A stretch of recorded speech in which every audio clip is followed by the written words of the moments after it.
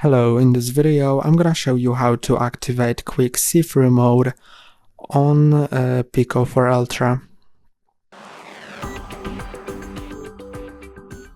Go to the control center, then settings, and then go to camera and see-through, and now make sure that quick see-through is enabled.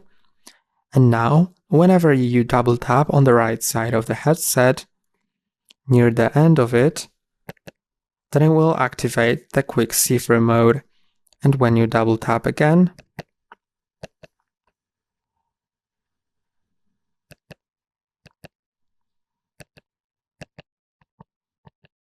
then it will disable the quick see-through mode.